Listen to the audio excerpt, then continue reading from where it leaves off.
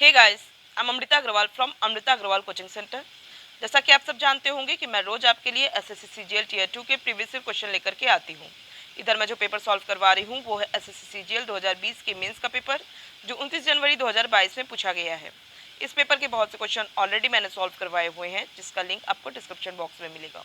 और एक प्लेलिस्ट बनाई है जिसमें अभी तक जितने भी मैंने एसएससी सीजीएल टीयर 2 के प्रीवियस ईयर क्वेश्चन सॉल्व करवाए हैं और आगे करवाऊंगी, उन सब की लिंक उस प्लेलिस्ट पे मिलेगी। और प्लेलिस्ट की लिंक मिलेगी आपको आई बटन पे और डिस्क्रिप्शन बॉक्स में।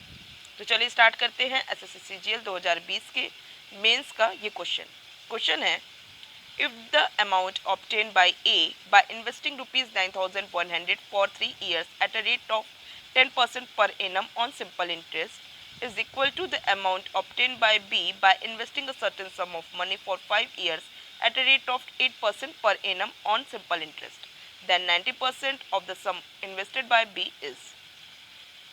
कह रहा है कि A इन्वेस्ट करता है 9,100 3 ईयर्स के लिए 10% पर एनम के हिसाब से और सिंपल इंटरेस्ट में।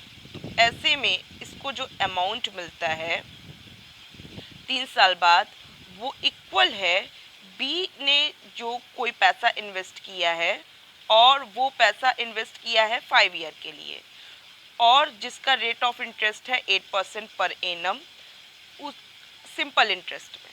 तो ऐसे में दोनों को जो अमाउंट मिलता है, ए को 3 साल बाद और बी को 5 साल बाद, वो आपस में है बराबर। तो बताइए कि बी ने जो पैसा इन्वेस्ट किया था उसका 90% क्या होगा। बहुत सिंपल क्वेश्चन है। देखिए, हमको ए का प्रिंसिपल दे के रखा है, हमें रेट ऑफ इंटरेस्ट दे के रखा है और टाइम दे के रखा है।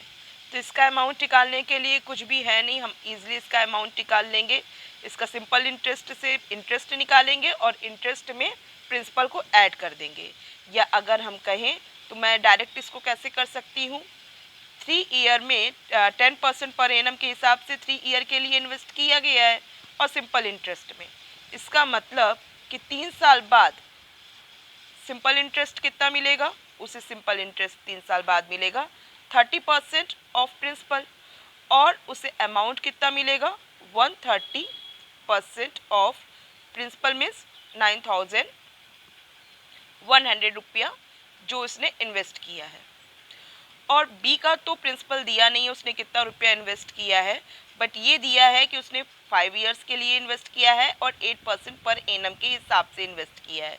इसका मतलब बी को कितना रुपया रिटर्न मिलेगा 5 साल बाद, वो रिटर्न मिलेगा उसे 8 5 40 मीन्स 140% ऑफ बी को, बी ने जितना रुपया इन्वेस्ट किया था वो। इससे मैं क्या कर सकती हूँ, बी ने जितना भी रुपया इन्वेस्ट किया था इस इक्वेशन से फाइंड आउट कर सकती हूँ।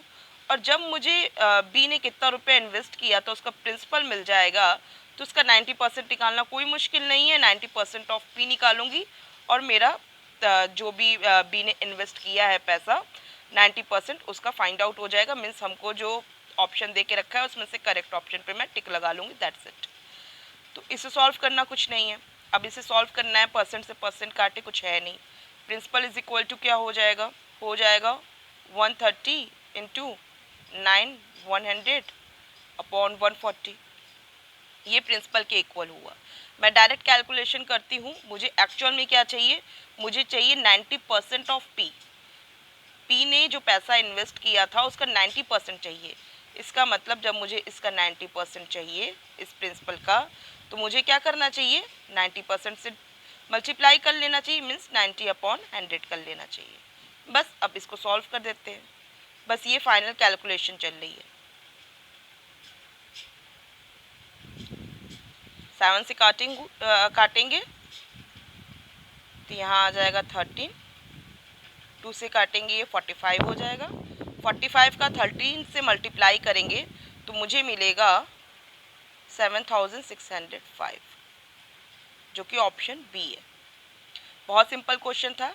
आई होप आपको अच्छे से समझ में आया है।